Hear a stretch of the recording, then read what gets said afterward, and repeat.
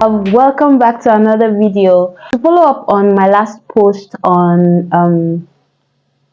how our beliefs are formed, I want to really do a lot of content relating to limiting beliefs and how to break them. Remember from the last video, if you're yet to see the video, I'll link it below, so just go and catch up on it.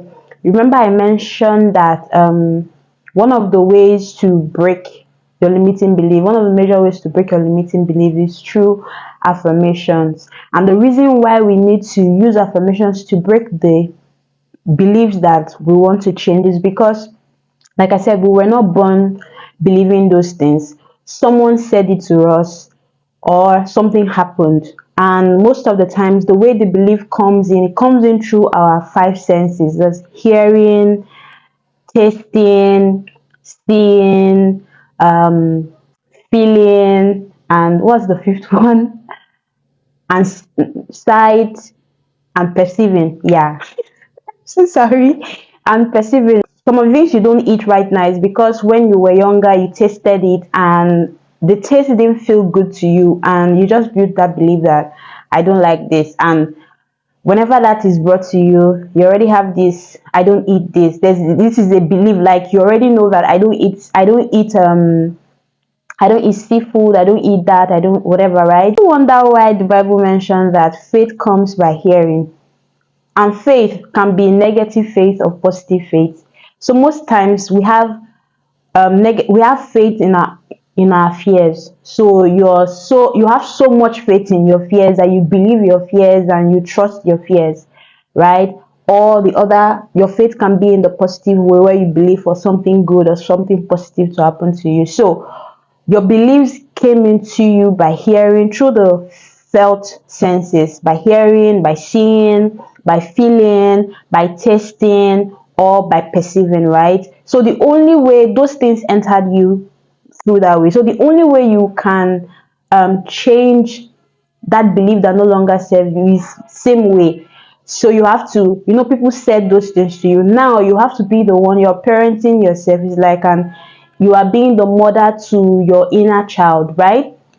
Inner child healing. So you now have to start saying the right words to yourself. You need to start saying the right things to yourself.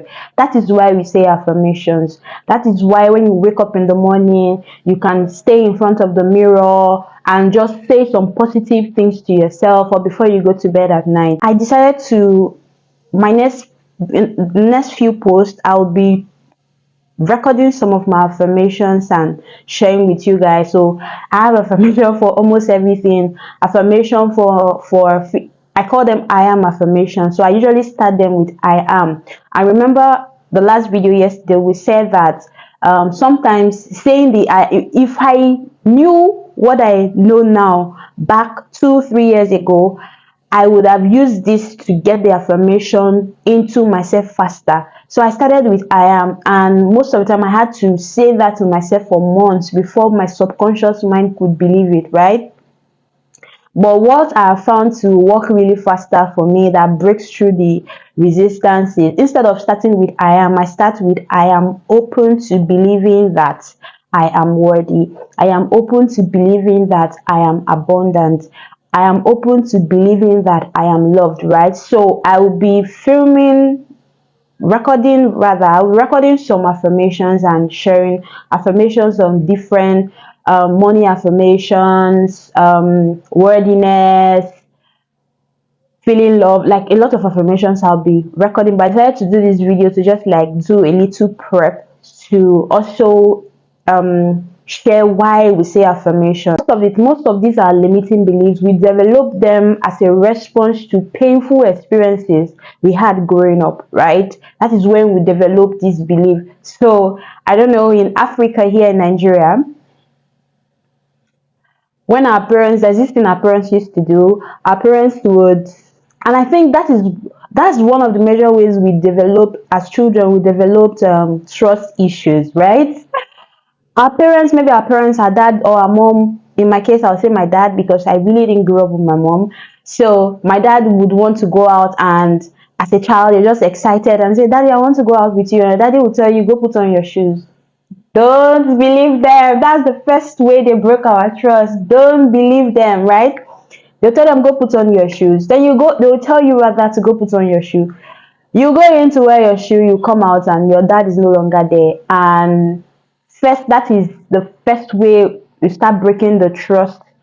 Children are very trusting. You can beat a child right this minute, and then the child will go cry, and the next minute they are back like it never happened. They are very, very trusting. But these are the ways our trust was broken. So your trust was broken, and then you now tell the belief is now whenever someone tells me something like this, I shouldn't believe them because they are lying to me, right? So it happens as a child, and then something like that keeps happening to you. So now it goes from your parents, it goes to your sibling, and then from your sibling it goes to your friend, from your friend it goes to maybe your co-worker, and this just keeps happening to you for a long period of time. This is the reason why a lot of people have trust issues, because there's a root experience. There's something that happened the first time that experience happened, and they attached a belief to that experience, because they are trying to is the response to that painful experience, right? Another way we create limiting beliefs is reason rather why we create limiting beliefs is we create them to protect us from future pain. So the child experienced that my dad left me, I'm not enough, I'm not loved. Like, if children tell you the things they how they read things, you'll be surprised. Like, you as a parent, you think you're just doing something for cruise, and the child reads even deeper meaning to it. For the child now, the child will feel like I am unloved. I'm unloved. That's why my dad doesn't want to go with me. I do not deserve to go out with my dad. Or like they just develop some things, right? And because they don't want to feel that pain anymore, they use those beliefs to protect themselves. So next time when the dad wants to go out, even when our body is our spirit is telling her to, our soul is telling her to, yeah, I want to go out with daddy, our mind will tell her, no, don't do that, you're not worthy of it. If you go tell daddy, now daddy won't take you out because you're not worthy of it, because you're not loved, because whatever it is that how will I call it now, the whatever it is that they've used, the story, yeah, whatever that's the story they've built behind that experience. The only way you can change that belief is you go back to that story and change, you go back to that experience rather and change the story that is behind it. There's this thing I always tell myself, it's like my life mantra. I always tell myself that what I do is really not the issue. It's the reason, the why behind what I do that is more important. Because if I can tackle the why,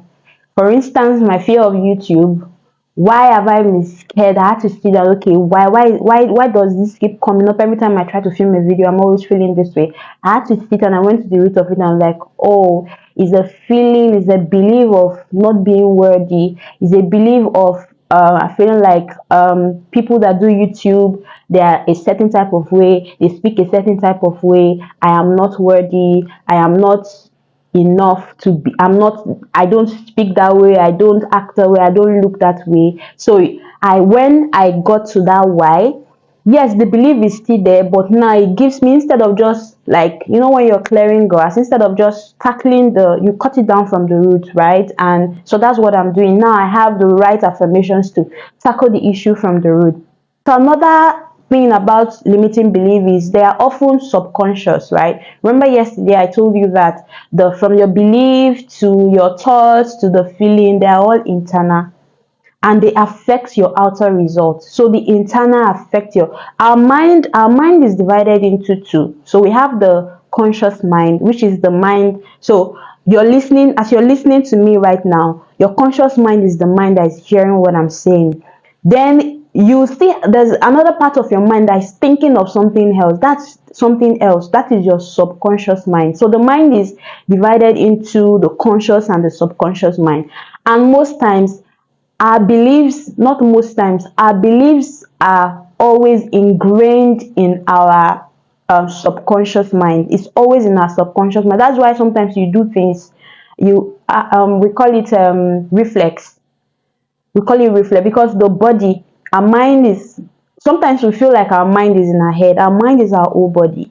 Our mind is your whole body, but it's mostly your head because there's an organ there, but your mind is your whole body. Your liver, your kidney, your heart, your skin, every part of your body, your digestive system, everything. That's why when you are going through panic attack most times, once your head record panic attack, you start feeling it in your body, you start sweating. Like your mind is not just your body, your mind is not just your head, your mind is your whole body, right? So um we store our subconscious beliefs, our limiting beliefs are mostly stored in our subconscious mind, which is our whole body. That's why our body reacts to things. You get panic attack through your body, right? So these limiting beliefs are often stored in our subconscious mind, and they dictate the way we behave. They dictate the way we live our life. They dictate the way we see life. They dictate the way we respond to life, right? We react to life because of this subconscious, like they are inside of us, deeply inside of us. They are mixed into your cell, your blood, your digestive system, every part of your body. So using affirmation is like now saying the new things, because first things first, you need to be aware. You need to be aware. You need to, when you go to if you have an ailment and you go to the hospital and you're diagnosed of something, if you do not accept it, you cannot be treated. First, you need to come to a place where you accept that, okay, this is actually the kind of belief I have. So you can just sit down and then list out the areas of your life that if it feels like you're struggling through, that's challenging to you. Just sit, take a pen, take a journal, write those areas down, and then start asking yourself questions. Why is this? Keep questioning yourself. I'll try to do like a journal prompt also to give to you, to for you to find this, go to the root of this limiting beliefs. So you ask yourself these questions and you get the why, you get the limiting beliefs. When you get those limiting beliefs, you need to accept them first. The first thing to healing, the first step of healing is acceptance. You need to first of all accept. You're not accepting it as your faith. You're not accepting it as, okay, this is how my life is forever and ever. No, you're accepting it so you can work on it, right? So you accept your set of limiting beliefs, and then the next thing, you get affirmations that are the direct opposite of those limiting beliefs, and then you keep saying them to yourself. Like, you have to be very, very consistent. I have had affirmations for the past, I came into my spiritual awakening, I think 2022. That was when I became conscious of it. I didn't know I'll share my story someday. I had been going through it for a few years, but I never knew that was what it was. But when I became conscious of the that I was going through a spiritual awakening, and I had to heal from all these traumas, all these limiting beliefs. I have been saying these things to myself in the last few years. Like, some of those things, there are some of those limiting beliefs that I no longer believe. I now believe the positive ones, the ones that serve me, but there are still some areas of my life that I'm still working on, right? So yeah, we tend to look for evidence to support. Another thing about limiting beliefs is we tend to look for evidence to support our beliefs and dismiss anything that is contradictory to them. We tend to we always try to, there's a way we look out for, if you're someone that's why you see some people that they have this belief that they are not worthy of love. When someone comes into their life that loves them like they've never experienced in their life, it feels like it feels abnormal to them, right? It feels abnormal. They want to cause chaos. They are toxic, so they thrive in that toxicity. It's only when they feel that toxicity that they feel like, oh, this is my normal. Even if the funny thing about it is, it's limiting them. It's making them feel bad about themselves. It's making them feel less of themselves. But because it's like how do they call it? Sorry, I'm trying to get the word, comfort zone. Yeah, because that's where they feel comfortable. Even if that comfort is not a positive comfort for them, because that's where they feel comfortable, that's where they feel okay, they would, instead of going outside of their comfort zone and opening to new things, they would rather be in that place even if it's painful, right? So they would try to create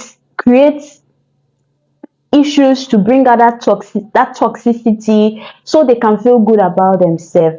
And sometimes they're unable to stay in such relationship because imagine someone, let's take someone like me. I am going through the healing journey. There are some things that I would not say to myself. I would never ever, I would not even be caught dead saying those things to myself. So if I get into a relationship with someone that says those things for me, there's no way we can be in that relationship, because I love and I respect myself too much to say it to myself, talk less of allowing someone else say it to me, because I honestly do not want to go back to where I'm coming from. I know how long it has taken me to heal from those limiting beliefs. I have decided to record a few affirmations, some of the affirmations that has helped me along the way, different areas of my life. So I'll be filming them, I'll be record so I'll record them, and then I'll post on the channel. So you can go and pick anyone that you feels like speaks to your limiting belief and change them, right? Remember, faith comes by hearing, and faith can either be positive or negative, right? Then again, the things that were said to you, the beliefs you have right now were things that were said to you and you believed them, you had faith in those things. Now you need to say the things that actually serve you, and say them to yourself, and keep saying them to yourself. The way you've listened to people say limiting things to you, the way you've listened to people say really hurtful things to you, now listen to yourself. Even when you don't believe it, keep saying it to yourself. I would advise that you say them to yourself first thing in the morning and last thing before going to bed. I'll try to make them really short, so it's something you can work with. So you say them to yourself first thing in the morning. You can repeat them. You can just, maybe if you're doing something like doing dishes, working, you can just plug your earphone and listen to them. I would even advise you to take it even away a step further. You can record the same affirmations, or any affirmations you decide to make for you. You can record them by yourself. Just go in to your phone, voice recorder, your voice memo, record these affirmations to yourself. Is even way it works faster when you hear your own voice saying those things to you. So record the affirmations to yourself, then you can play it throughout the day. If you're going out for a walk, you're going to work, you're on your way back, you're driving, you can just play it to keep playing it. But the best time I would advise is, because at the time you're just waking up, that is when you're able to, like I said, the mind is divided into two, the conscious and the subconscious mind. The way you can entrain your subconscious mind is when you are in the alpha state of mind. I'll do another video to talk about the states of mind. When you are in the alpha state of mind, and then when you say those things to you, they go down faster, because you're just waking up from your sleep. Your mind is just the conscious mind that will resist it is just waking up. So you just say it and it goes straight to your subconscious mind and is able to cancel off those other limiting beliefs. So first thing in the morning, before you get your day moving, and then last thing before you go to bed. Look out for those affirmations. I love you guys so much. Thank you for rocking with me on this channel. I'm so grateful. If you're yet to join the family, what are you waiting for? Please subscribe, like, share the videos, comment. If you have questions, please drop them in the comments. If you have suggestions, or if you have like recommendation, like you have like a certain type of belief you want me to do affirmation on, or just something you would want me to talk on, just drop it in the comments and I'll do a video to respond to it. I love you guys so much. I'm so grateful to have you guys. I'm so grateful. Thinking about you guys keeps me going every day, because I know this is my purpose. This is what I've been called to do, and it gives me great joy. In as much as coming to film, sitting to film sometimes can be very, very nerve-wracking, I actually find so much fulfillment doing this. I am always happy when I get to come here and share with you guys what I've been moving through in the last 3 years of my life. Oh, okay, guys. Thank you so much. I love you.